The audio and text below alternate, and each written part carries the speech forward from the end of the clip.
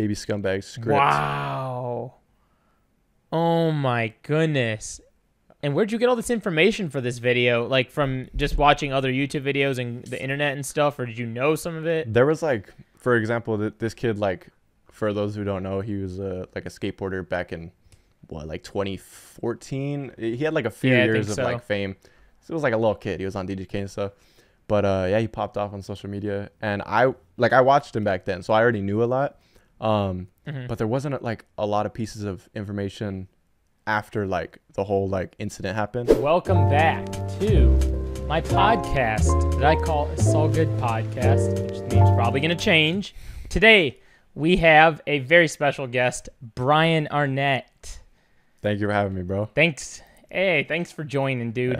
Yeah. Well, yeah, I just wanted to, this is the first time I've ever had a skateboarding YouTuber on my podcast. I've had other friends that skate, but I'm very excited to talk to Bryan today about how he got his YouTube going.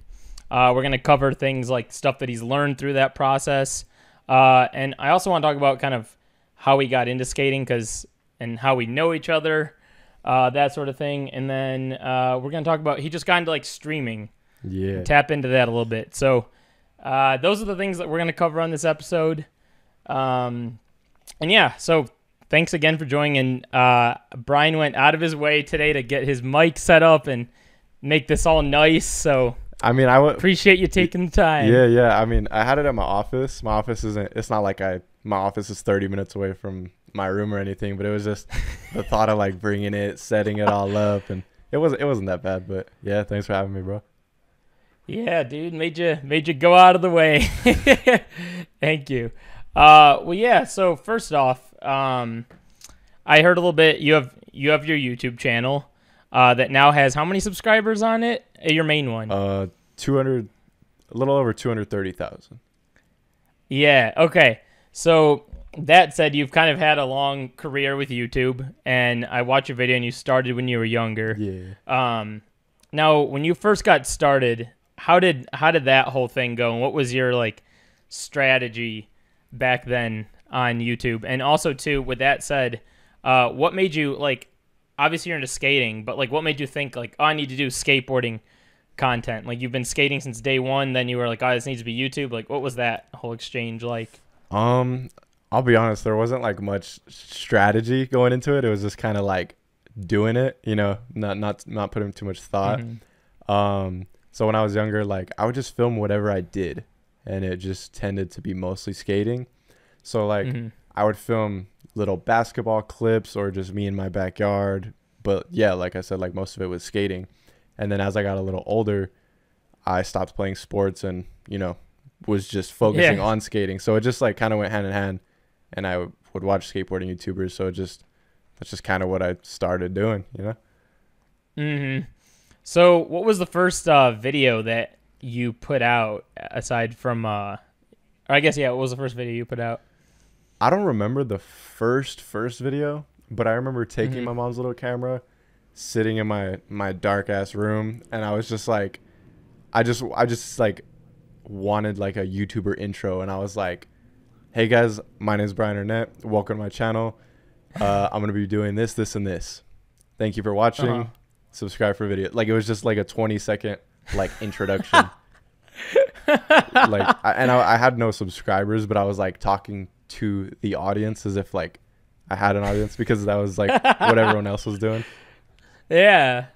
But you were back in the heyday, and I if I remember properly from the video, one thing that Bryan talked about was that he had like one of the upload to YouTube cameras, so it was like you film and then you hit upload. Yeah. Right on the camera. So there was like no editing involved, right? No, I think I probably just plugged the camera in, and then I think the only thing I could do was trim the video on the camera, but there was no like third party like middleman. Like it was just straight to YouTube.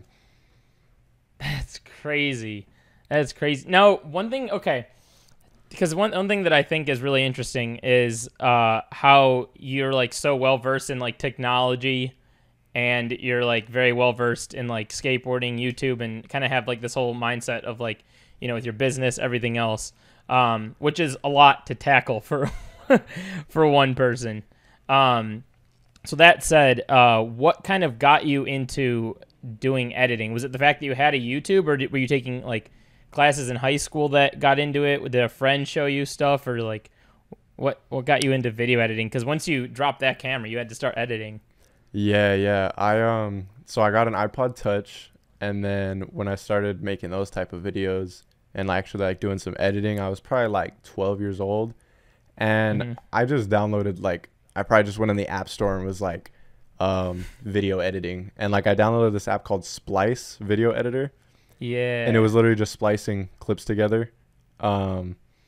And there was no music, no like nothing. It was just trimming clips, putting them together. So it wasn't like that hard. Like I'd like to say I'm a pretty fast learner. So like I got the hang of it quick.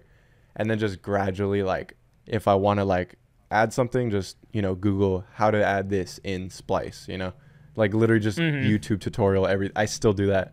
Before we started, I was trying to fix the shutter in movie mode on my camera right here, and I was like, how to change shutter. Like I was looking it up right now.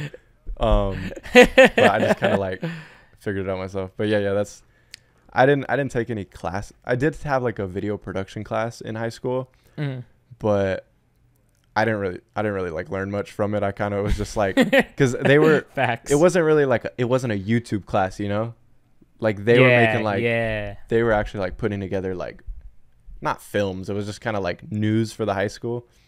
But it just wasn't like I could have learned some stuff, but in my head I was like, nah, like I got this myself. Like I'm doing my own thing, like, you know. But yeah, that's cool. Yeah, I think I was in a similar class as you. Okay.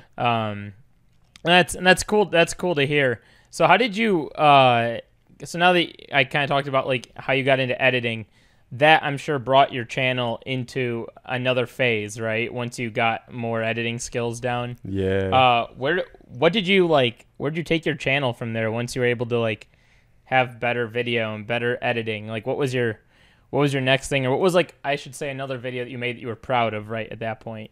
So I was just into like making skate edits, just putting music over skate clips, just like a full like of you 2-minute or edit. Friends. A little of both, mainly just me. Yeah. But yeah, just a song I liked at the moment, just put it over. I don't even think I was like syncing the tricks to like the beat or anything. I was just like, this is cool, putting music over skate clips. And then I did a couple of those, and then just posted some raw skating videos. They were all just short, just like, even though like I knew how to edit, not all of them were like longer than a couple minutes. And then yeah, it was kind of just like all over the place. Like one day it would be like a skate edit, the next video would be like a 5 on flat, like literally like 25 seconds long. The next video I would do like a day in the life, you know, like I'd have to put more editing into those, but like I'd actually bring my iPod out and be like walking around vlogging with my friend, going to the skate park and stuff. Yeah. So like it just kind of slowly, like I was just watching other YouTubers that I liked, and I was just like, okay, how can I do this? Like, just I have an iPod, it records video, you know, not caring about like the equipment, just literally just doing it. And like, wow. Yeah, I didn't put too much thought into like, okay, what direction do I want to take? Like, what am I doing here? You know, I was just a kid doing it, you know? Yeah. And I feel like that back then there weren't that many like algorithms, or like there wasn't stuff like that to deal with. It was like do whatever, post whatever. And like you could get lucky, but you could also get not lucky at the same time. It was like, it was a very weird universe. Yeah. But then that said, who were you watching? Because like for me at that time, I remember like I wasn't even watching. I was posting like stuff like that, but it was like I was watching like Smosh or like watching like those cats. Who were you watching? No, yeah, like the early YouTube days, bro. I was watching like Fred. I was watching like Shane Dawson, Ray William Johnson, all of them. But then a little later, like that's when like skateboarding YouTubers started coming up. So I was watching like Andy Schrock, Josh Katz, back when he was just posting like more raw, just skate park clips and stuff, and just like tricks in his backyard or his garage. Garrett Jenner came in like a little later. Am Skater, whose what's his name? Doug Desautel. I don't know. I couldn't say that. Yeah, just all of them. Like just like a handful of just skate YouTubers, and then obviously like I mentioned the other just regular YouTubers that weren't like in like a small niche like that. Mhm. But yeah, that's kind of just who I got inspiration from. Nice, nice. Yeah, that's really cool. So I can kind of see, like, with all that said, that's kind of like transformed what you're doing today almost. It's kind of brought like a full circle to your channel. Yeah. And how did you get like your friends involved with it, and what made you like take that to the next? Because you said you were recording with your friends, obviously at the skate park and stuff normally, but like, what made you like go to the next level after that, right? Because then algorithms started to become a thing on YouTube, and then you had to like focus more on that, and there was a lot more like things going on rather than just like make a video, post, right? So where did you go at that point? Like, what was your strategy, I guess I should say, or what was your idea at that point? So I say for like a few years after like the iPod days, I would get friends involved like every once in a while, but they didn't make YouTube videos themselves really, so I didn't really want to like push it upon anybody, like, you know, come be in my video. So I would John Hill it. I would like go out and just tripod every video. I'd just sit down at the skate park, talk about something, get tripod skate clips, either put like a no copyright beat in the background or something. Like I was making those type of videos, and like I just got tired of tripod footage, and then I didn't get like really start getting friends involved until like 2019. That's when I was like, that's when I was like, okay, I'm gonna do more like. I wasn't putting this much thought, but it's almost like more relatable, going out, having a session with your friends, filming it like in like actually holding the camera and like filming what's going on. Like I wasn't thinking that much into it, but it is more relatable, and I feel like that's why it did better. But yeah, that was 2019 when I started getting like my friends involved, and that's when like the videos got a little better. Damn. And what were you like recording on at that time? Was that all still with your phone, or what was that? Yeah, so I had a Canon T5i, but I would only use the camera if I was like recording here in my room. Like I remember a video I did back then was like DMing 100 pro skaters to play a game of skate, or DMing 100 companies asking them to sponsor me, little things like that, like just like things that I could use as a title thumbnail. And like I would film that here in my room on my camera, but then if I'd go out and skate after, I would just film it on my phone. Wow. So do you think that like someone that is like trying to get in the position that you are today with YouTube, would you tell them to like go invest in a lot of equipment, or do you think that like having your phone is good enough to like get going? No matter what you're doing, your phone is good enough to get started. And more specifically, if you're trying to be a skate YouTuber, get the phone. Like I've learned that skaters don't care about equipment. Like, there's so many skate YouTubers right now killing it that are just using their phone. Like it's insane. Like skaters do not care about artsy B-roll or the depth of field and stuff. You know, like most of them don't. So like, get an iPhone. Like, yeah. Yeah, man, I've been watching a lot of your videos lately, and I want to talk about that too, because before I dive into it, but you've kind of branched out with like different channels. Yeah. So I do want to talk about that a little bit, but before I talk about that, so I'm kind of going through the phases here. So like skip forward to today, with your channel, with like the main channel at least. How do you like prioritize the main channel? What do you like?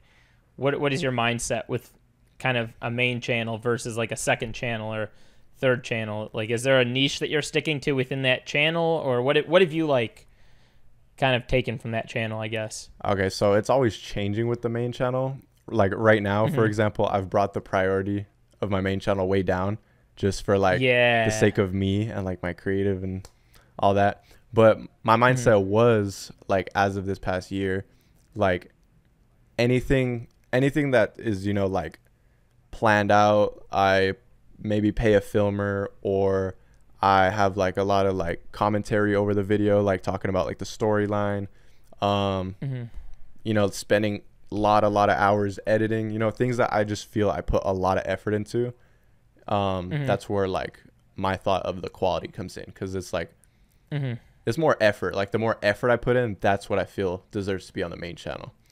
And my mindset was just, okay, what type of content do I feel best represents me? Like when someone's like, who's Bryan Arnett? Like, what do I want them to see when they click on my channel, you know?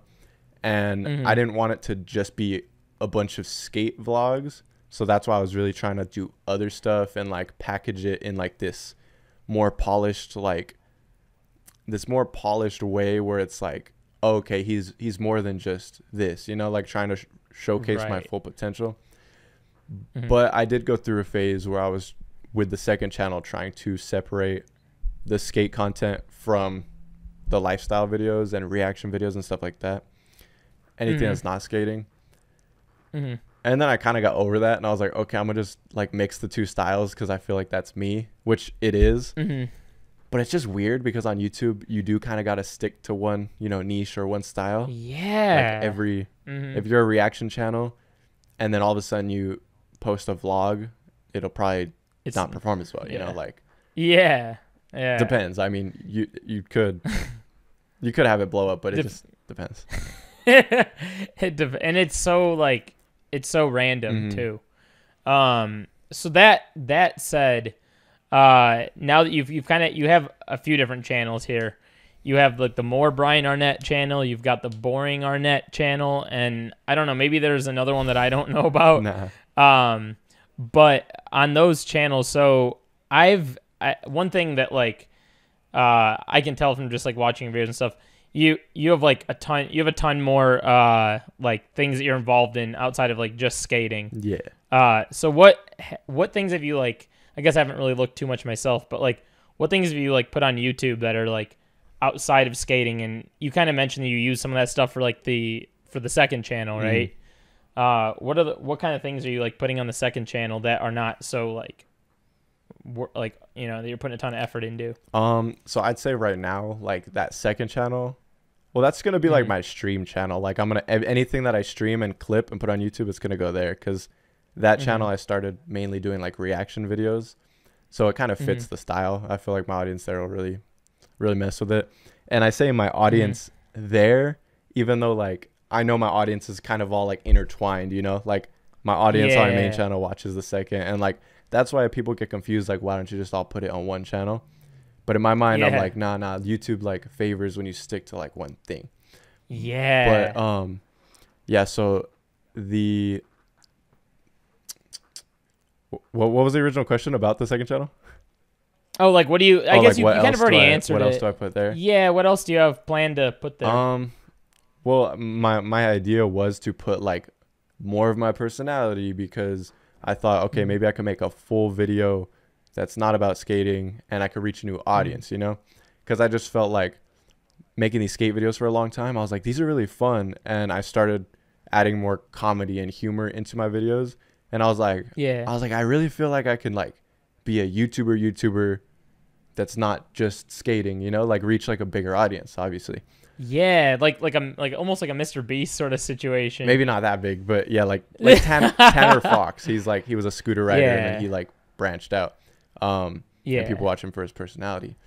But then I was like, it's hard to come up with ideas for that, because so much has been done on the platform that I'm like, okay, I do want to showcase my personality in a way that's going to bring in more people, but like coming up with ideas that haven't been done a million times is like hard. So I was really trying to like search for that like that new like style that's like original to me, and I was just like, damn, like I honestly don't have a lot of ideas for this style, so maybe I should just stick to the skating and just, you know, show my personality like I always have. So that's what the Boring Arnett channel is. That's why that's just the chill skate vlogs where I'm just still being myself, but it's like I just get to like feed my audience who just wants to see me and like skating, you know. Now this is another important question I want to ask. So you have those three channels, and now between all of that, are you editing every single video, or do you have people you've hired to edit? I assume that you're editing all of them, right? Yeah, I've never hired an editor. I've never had anybody edit even one video. I've edited everything. Wow. Every podcast, every thumbnail, everything. Oh my goodness. Yeah. Have you ever thought about because you're obviously at a position where it's like you have different audiences and different channels and you have a lot going on. outside of just YouTube too. So like, have you ever thought about hiring someone? And that's not me asking, like saying that you need to. That's just, I'm wondering, as a bigger creator, as someone that has grown in the platform, that tends to be a move that people do. No, yeah, I've definitely thought about it, and like I've hired or like I've paid somebody to like film before a handful of times, you know. But as far as editing, I've just always like felt like that's where like that like personality comes in, and I'm obviously there's people that can replicate my style of editing. It's not too crazy, but I like adding that character, like me making it, you know. It's like the same with like my clothing. I package it and I ship it out. There's more like personal connection there, I feel, with my audience. So that's why I do it. Yeah. Damn. That makes sense. That's I feel like that's the one thing that keeps that would keep myself editing too. It's I think people feel it too when they're watching. Like I've seen comments and people have other editors. They're like, "Oh, your other editor did this, didn't they?" Yeah. And it's just like at that point you've lost your audience like a third of the way through the video, and you're like, "Damn it." No, it doesn't feel like the person's personality shining in the edit anymore. I will probably like in the future like hire somebody to edit like my stream clips, you know, make them like make my VODs into videos, because that's not that hard. It just like chop it up. Yeah. That would make sense. Yeah. So now another important question, I meant to ask this earlier, but this is like a big ticket question a lot of people ask, is how did you get like comfortable in front of the camera, right? Because I actually, to be totally honest with you, it wasn't until COVID that I got comfortable being in front of my camera. Like straight up deathly scared of it. Like if it weren't for COVID, I wouldn't be here right now. So it took me a while. Like there's videos, there's like podcasts I've even had to delete because I was so embarrassed. Really? Yeah, but it took me a hot minute. How did you like get warmed up? Was it just the fact that you'd always had that little camera growing up and it was just like that, or do you have any like videos that you dipped out on? You were like, "Oh, I don't want to look at myself." No, yeah. I mean, like I've always been comfortable being on camera, but talking to the camera's always been weird. I didn't get comfortable, honestly, until like a year ago, and that sounds crazy because like I was making videos from my whole life, but like I could sit and watch some of my videos from 2 years ago, and like, because I've always like if it's just me in my room, and I'm like and I'm talking to the camera, I stutter. I don't like the way I ended my sentence, so I'll repeat it, or I'll keep saying the same thing over and over, and then I just end up like going through the cycle, and I'm like this is not natural. Like, why am I saying the same thing over and over? Like, and it's not always like that. Like if like there's people like in my room, and I'm like vlogging with friends, like it's so natural because like they're there. It's like, you know. But if it's just me in my room with a camera, like it's always been like a challenge. That's why I like streaming, because people are watching and there's no like double takes, you know? Right. But so then how did you get comfortable like out in real life, like with your friends, being in front of, and how did your friends get so adjusted to the camera too that quickly? Because for me, like, I mean, even there's like people that I'll even just film lines with that like they're comfortable being filmed, but they get like that camera shy and they can't land their trick. Or just things like that, and I'm sure you know what I'm talking about. Yeah. Was that like a adjustment for you too? Because I feel like camera comfortability is like a huge thing for a ton of people. Yeah, I was always like, when I was out and about, like I could pull out the camera and talk, but I would like make sure no one was like watching me, or like make sure no one was around. And like I said, I used to like film a lot of my videos on tripods because I didn't like. And I would wake up early specifically so no one would be at the skate park to see me talking to the camera. Like little things like that. Wow. You know, like, I wasn't like just this like crazy confident kid that was just talking to his fucking DSLR, you know, like it was like I was like a little like I don't know. But there wasn't a time where I put it on YouTube and it was like, nah, I'm gonna take it down, you know, like I just like put it out there with my chest. But like, yeah, I'd say like there was like, because there would be times where my friends were at the skate park and I'm like, fuck, I still need to do my outro. Like, let me like, should I wait till the morning till I get home? And I'd be like, nah, let me just do it. And then I do it, and it's just funny to see your friend like talking to a camera, you know. So like, I would do it and it would just be funny. Like I could see why it was funny, but like I would just little things like that. Like I would just get myself to just try to get over that, just like vlog in front of people. And then like even out in public, I'd be like walking with my camera and like someone would like pass me on the street and I'd just keep talking, and I'd like force myself to do things like that just to like get comfortable. But it was a long process to like get comfy. Like I wanted to get comfortable to the point where it's like I'm talking to a friend, so it just feels natural. And it was so hard. Like I think I'm all right at it now.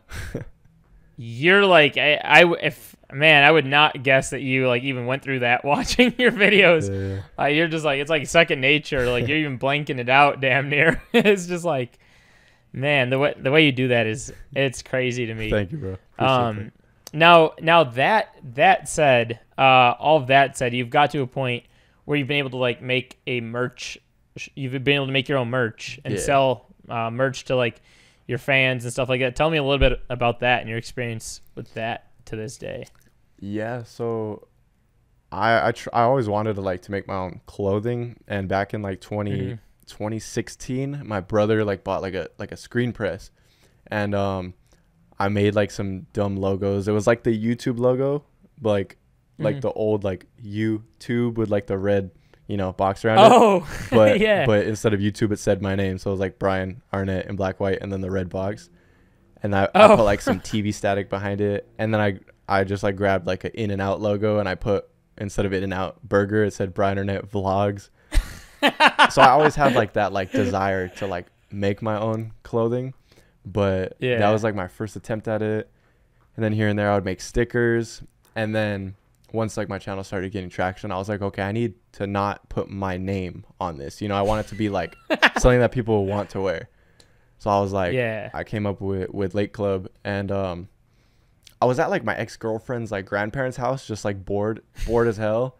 And I was just like thinking of names. And then I was like late something, obviously. Like that was like I was going with that 100%, but I was like, late what? Like late gang sounds like so like kind of cheesy. Late crew, like like, and then for some reason like Late Club was just like I could see that, and I was like, I'm running with that. Made the Instagram, like made a quick logo, and then just plugged it, and then just was like, all right, I'm going all in. Like that's kind of what I do. Like when I start something, like I just jump at it, like, and I have to like go in. And that's I feel like that just came out naturally for you too. Yeah. And it's like, it's kind of like relatable too, because we're all like, I don't know, I feel like a lot of skaters, we're all up late. We stay up late, so it's like, it feels good to wear like a late club shirt. And now, so you have shirts. Do you have like hats for it? I've made beanies and stuff. I was trying to just make things that I wear, like hoodies and t-shirts. I personally don't wear beanies, but like people were asking for them, so like I need to like get over that like that thought and just make things that like I wouldn't wear, because I want to like rock my own stuff, but I also want like it to be things that everyone else likes as well. No hats right now, just sweaters, t-shirts, just whatever I think of that like season, or whenever I want to make a merch drop or something. How did you go about promoting your merch, right? So like you have your YouTube platform, you can mention it, but like it's like a business. It's not just like you make stuff and you have it. There's things behind it that go into play. Tell me a little bit about that whole process and how that works out. Yeah, so with my clothing, I order the blank clothes myself. I take them down to get printed. I don't do like the printing and like embroidery myself, but I take them down to a shop, get printed, bring them back. I package them all myself, fold them, ship, do customer service, things like that. So like I'm doing it all myself. So I don't want to like be shipping out like multiple times a week for like the next however long, So I just would promote them as drops, like hype it up. There's only a limited quantity left, and limited quantity like makes it easier for me, because I'm like, okay, regardless of like I just have this many sweaters or this many shirts, and like that's all the work I have to do. Like get it while you can, and then it's gone, and then I don't make that colorway or that logo or something again, So I would just promote it as drops, and it gets tricky to promote it. Like I could be better. I could promote it like a few weeks in advance rather than like just last minute. Like I end up doing it last minute because I go out and I take the photos myself too. Like I get some of my friends and I take like photos out and about, like product pictures. So I do that as well, and I try not to promote it on my YouTube until I have those pictures. And I usually like, as soon as I get the product back and I start folding it, I put some aside for my friends, and I like plan a day to go take those pictures. And then after the pictures and like touching up the colors and stuff, then that's when I'm like, okay, now I can start promoting. But then by that day, it's already like getting close to the date that I want to release it. So then it all kind of just happens like fast. And then I'm like, damn, like I need to like be a little more like manage my time a little more wisely with it, like do it sooner. But I'm not like, I don't stress about it too much. I'm not like, okay, I'm trying to be like this big successful like clothing brand owner. Like it's just my YouTube merch. Like that's just what I call it. Yeah. So, but people support it a lot, and it's cool. That's really cool to hear, because that's, again, already said it, but it's a lot for one person to take on, especially when you're thinking about different YouTube videos and all the editing and all that. And so I guess with that said, how is it, like, one of the big questions I wanted to ask is, like, being a YouTuber is like a huge thing people are always talking about on the internet. And we already talked about your process and how you kind of like have got there. But what is it like being Bryan Arnett as a YouTuber, you know, like making an income, thinking about like making your rent, being able to, you know, provide for yourself and that sort of thing as like a YouTuber, right? Because I mean, I just became monetized, and just because I monetized, it didn't like, I think I'm making a little bit less than I thought I would make right out the gates, but I'm just like, whoa, I don't know how this works for other people now. Yeah. I don't know. I heard that like 75% of the youth wants to become a YouTuber. That's exactly crazy. And like that's insane. It's obviously gone up over the years. Like when I wanted to be a YouTuber when I was younger, like nobody, it wasn't like popular to want to be a YouTuber. Like I used to get made fun of for it in middle school, you know. But yeah, now that like I'm like here, it's definitely like it's a lot. Like obviously all the things I'm describing, all the things I do myself and editing and clothing and all this. But it's just like more trying to find like balance. That's like that's like what this all has felt like over the last like 2 years is finding balance while also like knowing that I'm like putting enough effort, because if you don't put enough effort in your stuff, then like people can see that, and then it just kind of you know, like slowly fades out. But I'd say like I'm the only YouTuber in my city. I live in a small town. Like I enjoy it. I still live with my parents, my mom and my grandma. They support. Yeah, I live with my parents too. Yeah, so the only rent I pay is my office space. I have I have other bills, you know, like car payment, insurance, like all my like resources for like editing and making videos and subscriptions and stuff.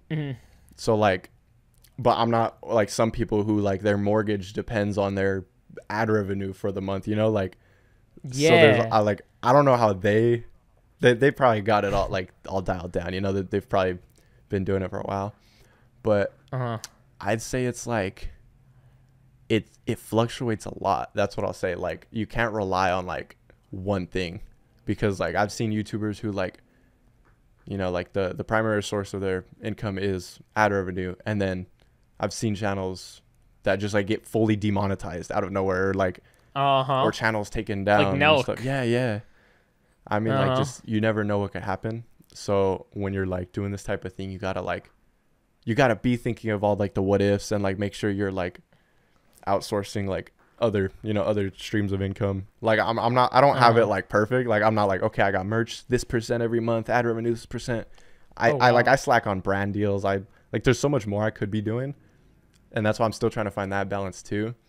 But it's all about just like, it's like a never ending like learning cycle, to be honest. Like I still feel like I'm brand new, like figuring things out, but it's like it's a fun process. Like it's like a game. I mean, I can understand why you feel it. You're like a more mature age now, right? You've been doing YouTube your whole life, and now all the like big things are kind of coming in at once. You know what I mean? You're out here trying to find balance. So I mean, it makes sense. But what you said, you kind of were slacking on brand deals, and maybe I'm too new to your channel to know this, but has there been any like brand deals that you've done in the past, and like if so, have those paid well or what? Yeah, so I've done like 3 brand deals in total.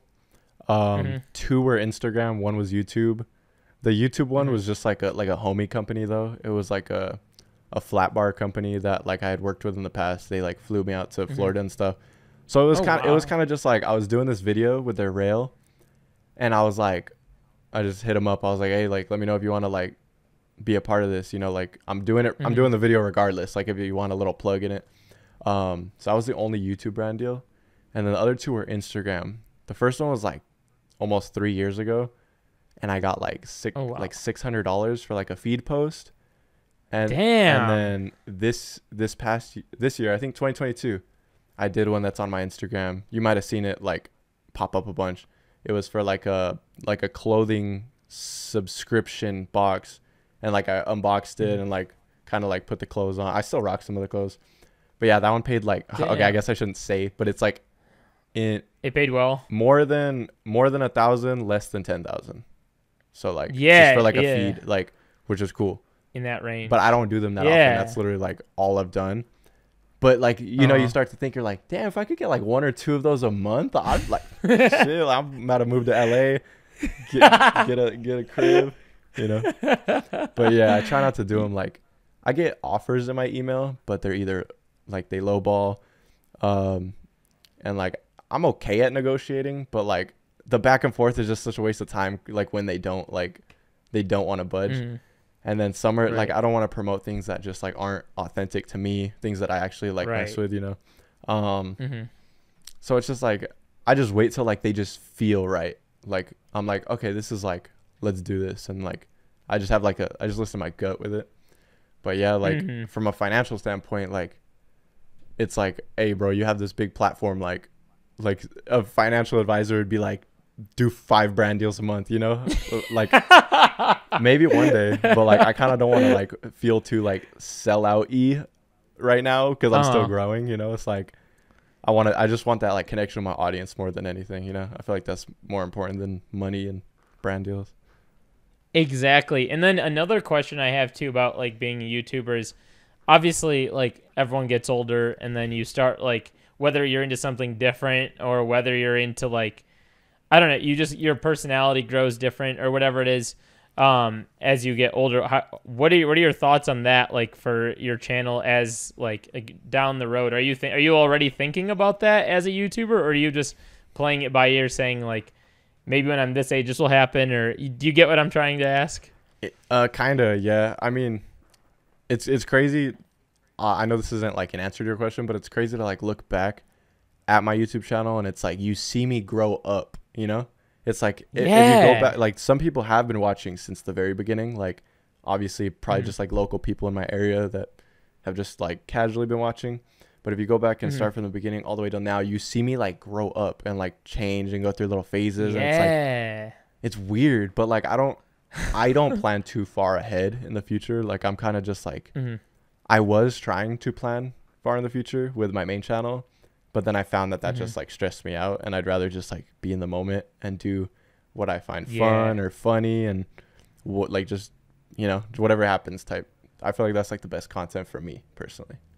Yeah. Then think too far ahead about it. Yeah, I still make goals. I'm like, okay, like I want this by this, or I'm gonna try to make this happen. But I don't set like long-term goals. Like I have long-term goals, but I'm not like, okay, in 2 years I'm gonna make this happen, because I found that like thinking too far ahead, you just kind of like disappoint yourself if it doesn't go good, or like you get lost in stuff. And like I find like the short-term goals like work way more efficiently, because then like a bunch of short-term goals like get you like eventually like you're gonna get to where you subconsciously want to be long-term. Right. If that makes sense. Yeah. That makes sense. Yeah. That's a good approach. So what, like with all the things that you've like talked about with like being a YouTuber, is there something that like you didn't mention that you think is like important for someone that's trying to get where you are, would be good to know? Or probably just my biggest advice is just like, no matter what type of content you make, like be yourself, like for real. Like even if you don't think you're like a super entertaining person, you know, you're kind of like introverted, like there's an audience for that, you know. Like if you talk monotone like in your normal life, you know, don't open up the camera and like put on a persona, you know, like be your monotone self, because people will cater to that. Like you'll find the right audience for you, you know. If you try to be someone you're not, chances are that you're not gonna like be happy in a couple years because you're like doing something that's not you, and you're gonna like bring in this audience that's like only watches you for that personality, you know? Yeah. That's probably my best like advice that like a lot of people don't talk about, I guess. Yeah, no, I don't think I've heard that in a different YouTube video before. That's pretty good advice. Yeah. So with YouTube aside, you have like your Instagram. Did that Instagram grow with your channel, and that's how people are following it, or how did the Instagram grow? Because I know that's something I personally struggle with right now. Is like I have my channel, and anytime I drop it, I feel like not that many people are like following it or any of that stuff. So I don't. How did you grow your Instagram? Instagram's weird, and it's definitely a different place right now than it was a few years ago. So like, yeah, obviously there's different tips and tricks to grow now, but I had a different Instagram a few years ago. And I got up to like 65,000 followers. And then I was like, I'm making a new Instagram. And I started fresh. Kind of like I'm doing with the YouTube channel right now. What? Because this is going to sound crazy. And everyone was telling me like, no, you worked so hard to get those 65,000 followers. You're never going to get back up. So it's because I was shadow banned for something that happened like a year back. I posted like a fight at the skate park. And my Instagram was like shadow banned. And the only reason I could tell is because like I never would hit the like explore page thing, and even though I had 65,000 followers, my videos would never get over like 60,000 views, which like I know that's like still a good ratio to get like 60,000 views if you have that many followers. But I was like, I know I could get like some of my videos over 100,000. Like I think my account's just like shadow ban. So I made a new account, but luckily I've always like been into having like backup accounts and stuff. So I already had an account that had like 16,000 followers for just skate clips. Like it was just like, it was kind of like it was just a backup page. Like it was like, but I got that 16,000 follower page up to 100,000. It's my Instagram now. So like, where did 16 come from? Was it the YouTube audience? Well, this was this was back in like, like 20. I'm talking like 2019, maybe early 2020. This is when like my YouTube channel was like really starting to take off. So a lot of it, it was transferring from YouTube to Instagram, and I built up that 65,000. But I don't think I would have grown that much organically because my Instagram was like shadow banned. So then that's why I was like, nah, I feel like there's way more potential here. I feel like I could be getting like hundreds of thousands of views. And then as soon as I made the switch, I started getting like 100K views. Like you could go back to my like my first posts on my Instagram, and they all have like in the hundreds of thousands. Obviously those are like over time, but like within the first couple weeks of switching my account, I was getting those numbers that like I knew I should be getting. And like, wow, that's just one of those things where like you gotta trust your gut, you know. Like this is like 100. I don't know if you could see 150,000 views on my Instagram. These are like all the bottom ones on my Instagram, like my current Instagram. And I was just like, wow. That's when like I had already been growing, like transferring those followers from YouTube to Instagram, but then it started growing even faster. And I think I did it at a good time. And I just knew it was the right decision in the long run. But other than that, like getting followers on Instagram is like, it's like weird because prior to that, it had only been like reposts for like skate clips and stuff like that. Like before Barracks never really posted me that much, but like there was this page called Skate Crunch Mag, and they used to always post me, and like I'd put I'd put a bunch of hashtags. I was trying to do all these things to like get followers, but I didn't like really start getting followers until like the YouTube took off. That makes sense. Yeah. So how does it make you feel about like the people that are always, you know, when you're growing and you talk about this stuff, there's always going to be someone in the back that's like, dude, don't worry about the numbers. Like, I've heard that on it. Like, I've had a TikTok profile that's got like 44,000 on it. And like sometimes I'll make the comment and be like, oh, it only got like 2,000 or 4,000 views or something. And there's still people that'll say, don't worry about the numbers. But to me, I feel like I'm against that argument. I'm like, I feel like the numbers are what matter for it, right? But how do you feel? Yeah, so not worrying about the numbers is good for like if you were to actually not worry about the numbers, that's good for your mental health. It's good for your brain because you're not like obsessing over these essentially just numbers on a screen.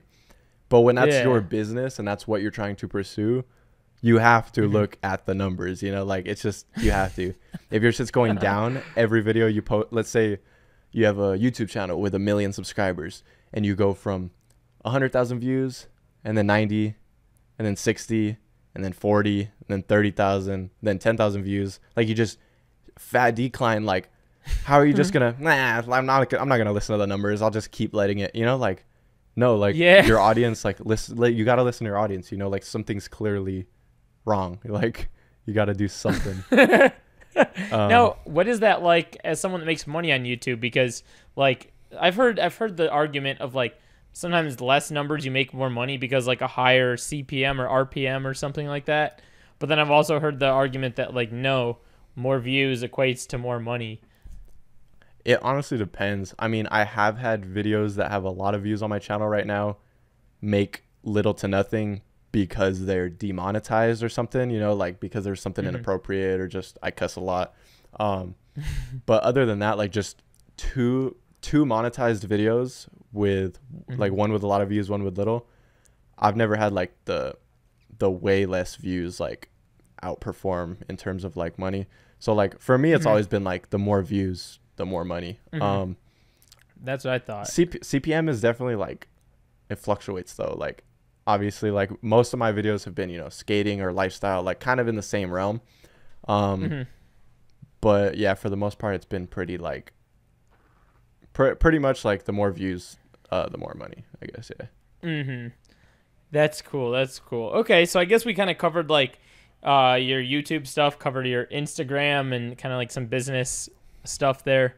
And with that said, a couple of questions here. So outside of skateboarding, what other things do you do to like fill any other time that you have just outside of skating for fun? A lot of the time I have a girlfriend, so I spend a lot of time with her. Sometimes we'll just go get food, or sometimes we'll go play basketball, or we'll go hang out with my family or spend time with her family. Activity wise, yeah, I do a lot of stuff. Like I enjoy just physical stuff, basketball. I'll play pool, tennis, you know, like I just like doing stuff. I eat a lot of food. I spend a lot of time eating food. I got Chipotle before this. Sick. yeah, but I enjoy just like being able to like, oh, I want this, like let me go eat it. Even though it's probably not the healthiest thing, I might have to fix my diet over the next couple of years, but like that's like wealth to me. I'm like, oh, I have this, like, it's like not financial freedom, but it's like food freedom. It's like I get to eat what I want, you know. It's not even like expensive or anything, but it's like if I want Taco Bell, if I want Chick-fil-A, like I'll go get it. And you've talked about that endlessly in your videos. That's what I spend a lot of my time doing, and money. A lot of my money goes to food. Are you into cars too? Because I noticed you have a pretty nice car from the videos that I've seen. Thank you. I'm not a car guy. I'll see cars on the freeway and I'm like, damn, that's a nice like Corvette, or that's a nice blah blah blah. But like I'm not like super into like specs and stuff, you know. Like my car's a 4-cylinder. Like most car guys would never like get near even like a V6, you know. Like I don't care about that, but like I like the look of cars. I guess I can say that. Yeah. Yeah, so that's how you ended up picking your car out? Yeah, but if I had my next car will be a Honda for sure. I like Honda a lot. Like I just wanted this car because this was like my dream car. I just wanted this one, like the black Camaro. Yeah. And you enjoy travel. Seems like you enjoy like traveling from what I've seen in your videos as well. Like there was a video I was watching. You were like on your way to like Texas or something, and then you were on your way like. I was like, damn, Bryan's really busting moves real quick. Yeah, honestly, I slowed down a little on traveling. I remember like last year, 2021, I went to Hawaii, I went to Miami, I went to New York, I went like a lot of places. Now it's just kind of like I still go to LA. Like I live like an hour from LA. I still go there like a couple times a week, or I'll go make a trip up north to San Francisco sometimes. Like places I've already been, but like I want to go to some new places, like because traveling is definitely like one of the things I like a lot. What are some places you have in mind right now that you're trying to go for, like either for fun or for YouTube? If money wasn't a factor, I'd leave the country. I'd go to like Spain or something, you know, but like I'm not making that kind of money. I can't just like book a trip to like Italy or something. If you ever get the chance to skate Barcelona, go do it. I went out there one year. It's the best thing ever, man. That's sick. Yeah, it is so good. Spots and everything. But maybe in the US, like I've never been to Chicago. Really? Yeah. Come out here. Come visit, dude. Yeah, like Chicago or like somewhere else in Florida. I've been to Miami, I've been to Tampa. What's another place in Florida that's really popular? Orlando, yeah. Or like when I went to Texas, I went to El Paso. It's not really like the heart of Texas. So I want to go to like, you know, like Dallas or Houston or something. Washington, you know, places like that. But it depends who I'm with, you know? Like I can't just go by myself just to go. Like I got to like go with like a cool group with the homies. Yeah. Yeah, and that'd be worth it for like content too. No, it's kind of like all of your content's kind of based around you with the homies, right? Yeah. So it's like the second you go out there by yourself, it's like almost like damn near a dead mission. I feel like not in like an offensive way or anything, but like from what I've seen at least, and I think you probably think the same thing, right? Yeah, I was gonna go to New York by myself like a week or two ago, and I was gonna like I know a couple YouTubers out there, and I was just gonna that video I posted on my main channel explaining like my headspace with the main channel. I was gonna make that video a little different in New York, and I was gonna like have all these locations and stuff. And then I was like, I just canceled it. I was like, I don't need to do that just to explain like my thought process. So I was like, I'll just save the money. If I was going with like my girlfriend or something, then like that's different. But like I was just going by myself just to like I was gonna link up with some homies out there. But then like one of them was like not gonna be in the area for that short time frame I was gonna be there. So I just canceled it. But yeah. I hear you. What else? Oh, okay. That's what I was gonna ask. So, content wise, what are you watching on YouTube? Because for me, like, I'm into skating. I'm into like making videos for people and that sort of thing. But through that all, I'm sitting here watching like commentary videos on YouTube. That is like my bread and butter. Like I wake up and like, oh, next commentary video, and just keep going. And I watch like H3 podcast stuff like that. Okay. What do you watch that's like on YouTube that comes up in your feed? I'm on my history right now. So let's see. Canon R6 manual mode tutorial. I was watching the Impulsive podcast when I was eating. Some Ludwig clips from his stream. Graham Stephan, finance YouTuber. KSI, Patty Galloway. I watched like Cody Ko. I watched like a lot of streamers. Cody's awesome. Yeah, I watched Danny Duncan. I was watching David Dobrik a lot when he was posting. I don't watch a lot of skateboarding if I'm being honest. Moist Critical. Oh, Penguins! I love him. Yeah. Loft, Andrew Hales. Let's see what else. Skeeter Gene. He like catches child creeps like predators. Gifted Hater. Oh, I watch him. Some Mr. Beast. I don't know. I want a lot of like different stuff, to be honest. Wow, that's a lot. That's a lot of different stuff. Yeah, I consume a lot of content. Like I always have. Wow. And that's why I get so inspired, and I get like in these phases where I'm like, okay, like this seems fun. And then I try it out. You know, like I made a mini documentary about Steven Fernandez, and like it did good, but like, dude, it was a lot of work, and I had to do some research. But I can't imagine like the dudes that make mini documentaries and have to do like hours and hours of research and then download all this footage. And then, you know, like obviously recording the audio is not that hard for like over it. But then like that was just like an experiment. I was like, okay, I want to try this type of video because I was watching a lot of like Sunny V2. He makes like mini documentaries and Patrick CC does too. So that was my attempt at that. And it was fun to work on, but it was not something I would want to do every week or something, you know? Yeah, I guess kind of now that you're on the topic of it, I was going to ask you like that video I noticed was one of your like better performing videos.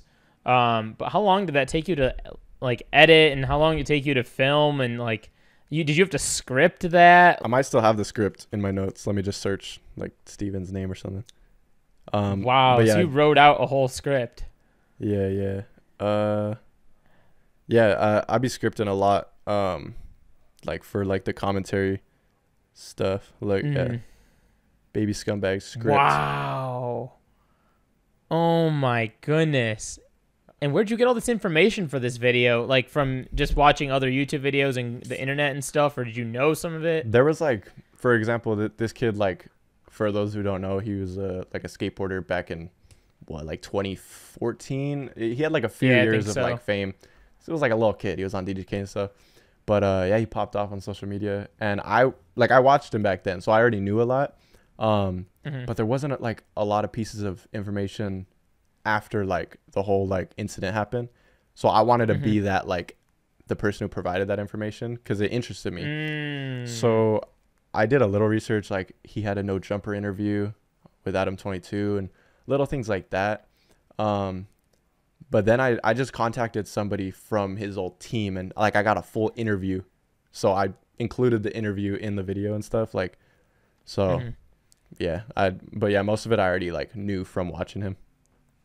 And then there was like a phone call segment in that video, if I remember properly. Yeah, that was the interview, and we were supposed to do that in person. That's why, I don't know if you remember, but I was at the park with my microphone setting up. Yeah, like, that's what I was gonna ask about. We were supposed to do it in the park. Like, the day before, I went like location scouting. I was like making sure the lighting at that time was gonna be good. And then the day of, he told me like he doesn't really want to like show his face on camera. Like he didn't mind like getting credit. Like, he didn't mind me like plugging his Instagram, but like he just didn't want to like sit down and do an interview in person. So I was like, damn, I already like have my equipment with me, and like it wasn't like a bunch of equipment, but like I already picked the spot. I planned around my friend's schedule to come film it, and then I just was sitting there like with my microphone, but it was whatever. Yeah. Oh man, yeah, that I think what made that, so on top of like, obviously the content's very interesting and it was very like well thought out, but I think on top of that too, there was just so many like different cut scenes. As someone that was like a viewer of that, there was just so much, like, the park. It was interesting to see you doing that interview in the, like, even though it was by yourself, like, in the park. Yeah. Because, like, we're used to, like, being at our desk, right? So to, like, see you switch spots was like, oh, my God, he's at another spot. And then to see you cut to a scene and a thing and then be having all these references, I think, and that's how documentaries work, right? But I think that's what made that interesting, too, is, like, his YouTube tends to favor a lot of the, like, quick cut stuff, too. Yeah. So I think that's probably what helped you in that whole thing too, right? Yeah, because when I got the call from him and he said he didn't want to be on camera, I could have went back to my office, but I was like, I already filmed the first part of this, like the audio for like the documentary part. I already filmed it in my office. I don't want the whole video to be in my office, even though I didn't really show much of my face in the beginning of the video. I was like, nah, like, I don't want the whole thing to be recorded in my office. I gotta go somewhere. Like, I gotta change it up. You know, that was just my thought. Damn. So do you think did you have any like thoughts on that video after you like posted it, and was there any like anything going through your head about it? Were you like, should I make another one similar to this, or should I like, you get what I'm saying? Was there any thoughts going through your head? Yeah. People definitely told me to like make another one, but I don't like milking stuff if it does really good. Like, I'm very much like move on to the next thing. So I even did like a skit called like Skater Foo, and it was like me dressing up like a cholo, and I was like, you know, talking in that accent, skating and stuff. And I've only made 2 of those, even though like every day people are like referencing that and telling me to make more. I could go make 10 of them, you know. It's like, it's pretty easy content. But like, I'm not trying to just like milk stuff like that. So then with the Steven Fernandez thing, I was like, I already don't like speaking on other people that much. It's one thing to like react to a video or something, but like for me to like almost be resurfacing this like incident, I didn't want the video to be focused on, you know, the legal stuff. My whole focus on the video, if you noticed, was like, where is he now? That was like more like the direction I was trying to go. Like, what happened to him? What's he up to now? It's been this many years and no one's heard anything. So that was like the direction I was trying to go. And then I got a lot of good response, even from like people close to him were telling me like, hey, we appreciated that video. Like, and then there was another skater involved in the legal stuff that I purposely didn't bring up because like I'm cool with him, and like everyone was like, this guy doesn't know his facts. He didn't even bring up this guy. He was a key part in all this. And I was like, this wasn't supposed to be like focused on the legal like stuff. You know, this was like supposed to be focused on Steven and like where he's at in 2022, you know? So Mhm. there was definitely like people telling me like that like I didn't do enough research and that I'm dumb and stuff, and like I need to make a part 2 talking about the other guy, and I'm like, I'm not gonna do that. This guy's way older, and he's like probably had to deal with that for years, you know. I'm not gonna. Yeah. It's like easy information to go look up, but it was not my place to like bring it out. So there was no thought to like, I didn't have a desire to make like a part 2 or anything, but I was like, okay, this video, I told everyone, I was like, this video has potential to do really good or really bad, because he was such like a figure, like a big name, like so long ago, that like I didn't know if like my younger audience would click on the video, you know. I was like they might not know who he is, so I was like, how can I title this to where like it's broad enough to where like anyone could click it. So I was like, how this kid took over skateboarding. But then I changed it and I put his name, and it like it actually did better. I thought putting kid would do better because it's like more broad, but then I just went and put his name, and it worked out. But yeah, I was like, it has potential to do really good, but even though it did good, it didn't really like help grow my channel because it was a video about somebody else. It doesn't really like benefit my brand, but it was still like a cool project. Like, yeah, so that's like another thing. Like YouTube titles are very very like essential with the video. And what was that your first time dealing? Because like we said already, like your content is a lot of like homies at the skate park chilling. So I feel like there's not that much controversy to be brought up in a comment section. That could be a guess. I could be wrong. But with something like that Steven Fernandez video, it sounds like there was a lot more like controversy. Not on your end, but just on people's like brain, like the way they process the video. So how was that dealing with like comments? Because that's a huge thing. Yeah, I kind of just like, okay, there was this one part that like it was just annoying because I didn't make it clear enough in the video, and everyone kept talking about it. But I said, this dude from his team didn't want his face in the video, so out of respect, like we just decided to do it over the phone. And then the first thing I say in the interview is like, you want to introduce yourself? And he's like, my name is George, blah blah blah. And then I show his Instagram, like, because he wanted credit, like, you know, like he just didn't want his face to be in the video, and people misunderstood, and they thought like he wanted to be anonymous, and then like they thought I was like exposing him like by putting his Instagram. So I did reply to a couple comments, like, or no, he replied to some comments. He was like, nah, I just didn't want my face, blah blah blah. But yeah, as far as like the negative comments, like I've always been okay, like decent at like just ignoring negative comments. Like there wasn't like a ton of backlash. Most of it was just like, thank you for making this video, I've been curious for years, you know, like, so it was like pretty chill comments. Yeah, not too bad. And you don't usually deal with other crazy comments, right? Or do you with regular videos? Nah, like every once in a while I'll get in a mood where I'm like, you know what, like I got time today, let me reply real quick. Like, cause like this is like people forget like I'm still like a person, and like that I like they think I won't reply to them if they say some dumb stuff.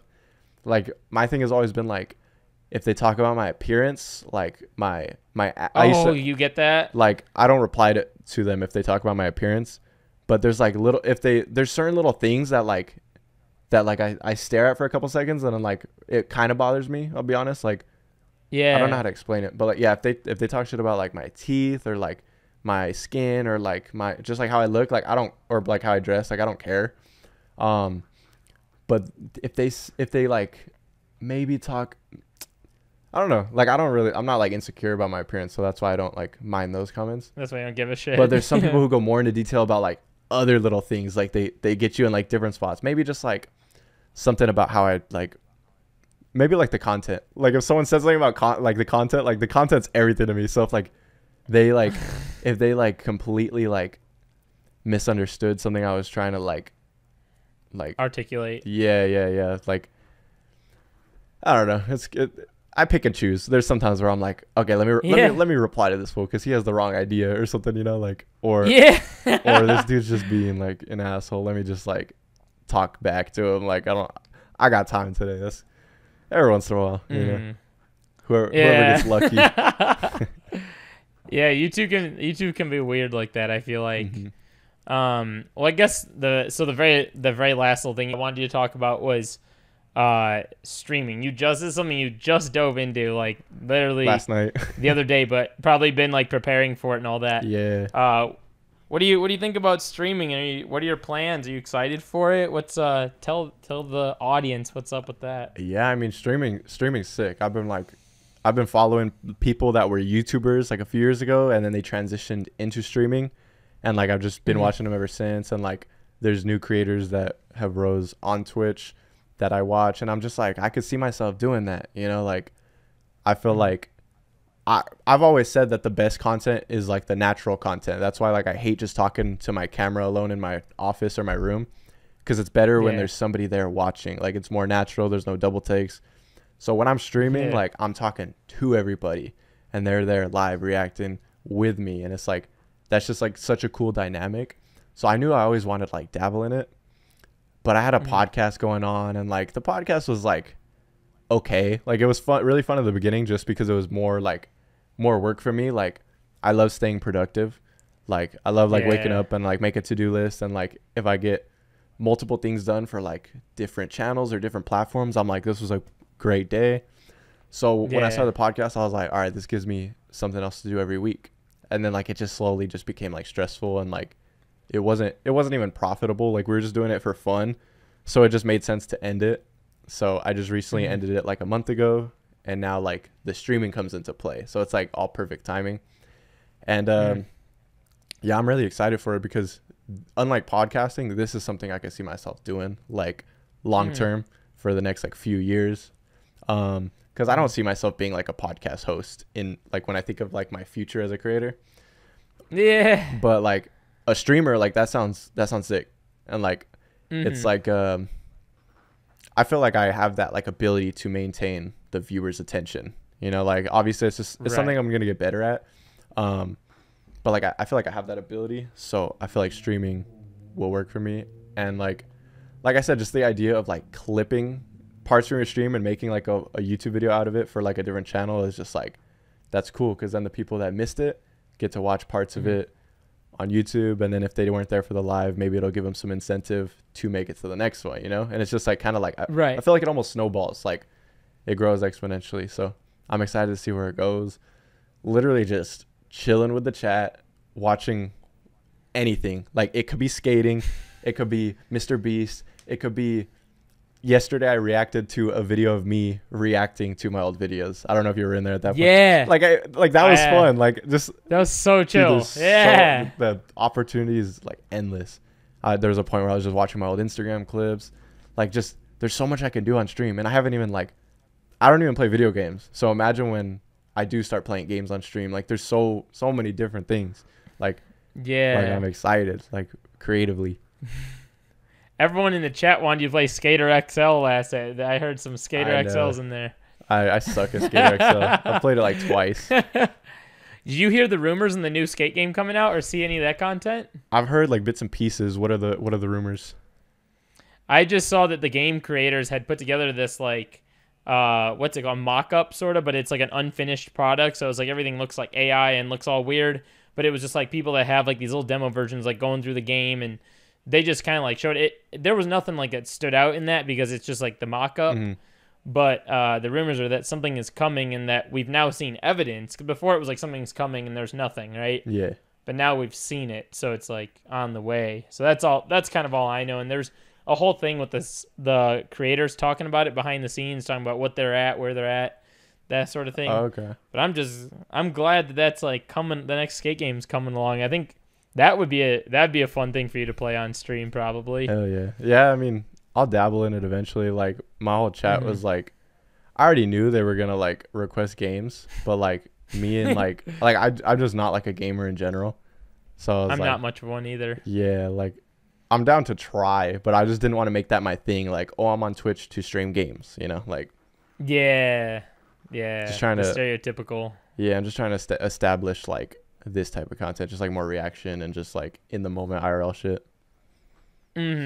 Cool. I think the last thing, and I kind of already asked you this a few times throughout the podcast, but to kind of wrap it all up, if you have like advice, one final piece of advice for a newcomer or someone that's trying to do what you do in all these different facets, whether it's like not just become like a YouTuber, but kind of like get everything straight with like running all the things that you do or whatever. Is there one little kind of like elevator pitch advice you have for everybody?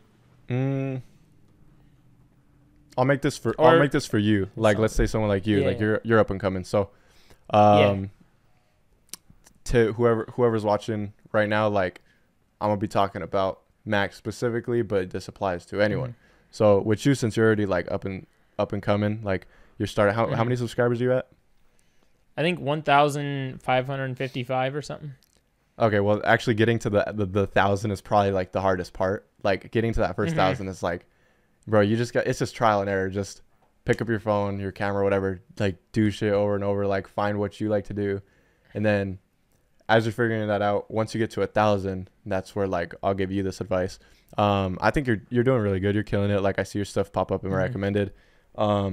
You're good at like figuring out like what YouTube is pushing. Like I know you were recently reacting to like Jamie Griffin stuff, and like you're playing into that really well.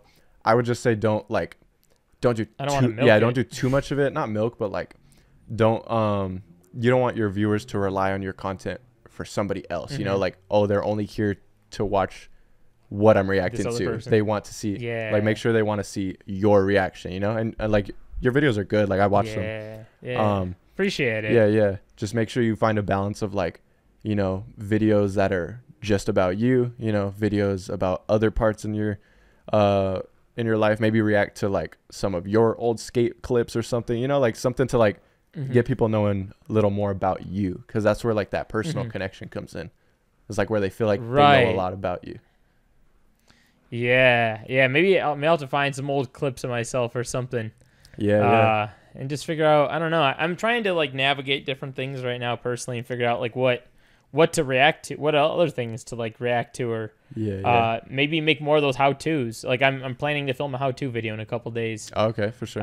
With the homie. So people seem to gravitate on that kind of stuff. Yeah. And like for everyone listening, like it all depends what you're trying to do with your platform, you know, where you're trying to take your channel. If you don't have like a bigger picture in mind, like just do a bunch of everything, you know, until, like I said, you figure out what you like to do best. But if you're really trying to like, you know, play into that like algorithm of like growing, then, you know, like you got to pay attention to the numbers, you know, listen to comments, because I felt like something I've noticed is that like knowing your audience, I said this in a podcast earlier I was on, knowing your audience is more important than the equipment you have, the, you know, like the quality of your videos, stuff like that. Like, cause I could go make a cooking video where I make, you know, like steak, and it's like really well produced. There's great audio like throughout the video with nice level background music, and it's like all this nice B-roll. But like my audience doesn't want to see me cook steak, you know, like it's like knowing your audience is more important than all that other stuff that I mentioned, because it's like, but that's more advice to someone who already has like a following built up. Because I already have people watching me. So if YouTube sees that these people aren't interested in something, then it's not going to get pushed, blah, blah, blah. You know how the algorithm goes. But for somebody starting from like the ground up, it's literally like, if you don't got a bunch of followers, it's you. Like, you got to do what you want. And then I guess, I mean, you always got to do what you want, but like, especially starting from the ground up, you kind of don't get feedback from a lot of people if there's not a lot of numbers. So just do what you want, what feels right. Trust your gut. That's pretty much it. Yeah, I think that's really solid advice, honestly. And I don't know if I'll keep this part in the podcast, but I was wondering, how did you first find my channel? Or how did you like find my content?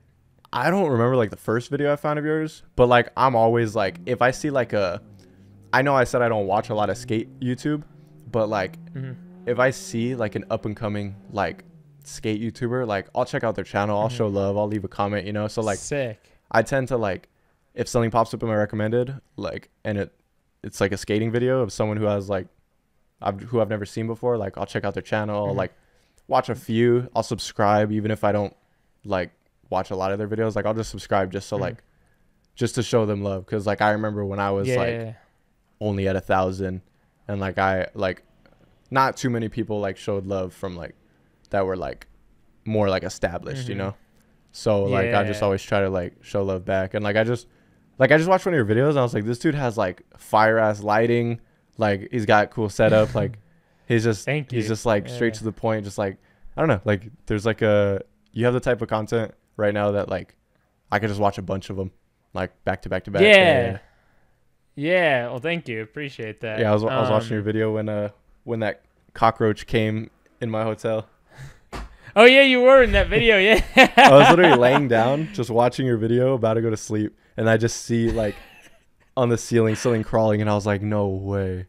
And I just dipped. Well, yeah, I guess for anyone in my audience, drop your socials, let them know where they can find you, all that sort of stuff.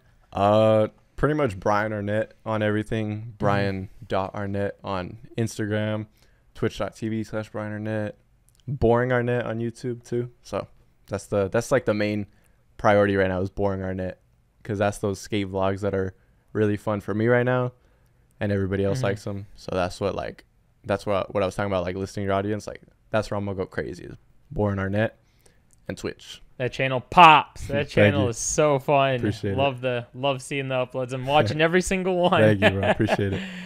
Yeah, and the effort's all paying off. Yeah. But yeah, I do want to thank you once again for coming on, because not only did Bryan take the time to come on this podcast, but like I said earlier, took the time to go to his studio to grab the microphone. But on top of that, he also spent 2 hours on another podcast. So this man's had a busy freaking day. Been all over the place. So I do appreciate you taking the time. It does mean a lot to me. Of course. I could always thanks for sit and talk. Yeah. 4 hours on stream last night, 2 hours on the other podcast, and then what are we at, like an hour and 20? Hour and a half. Something. Yeah. Killing it, man. I appreciate that. Thanks again. Thank you for having me.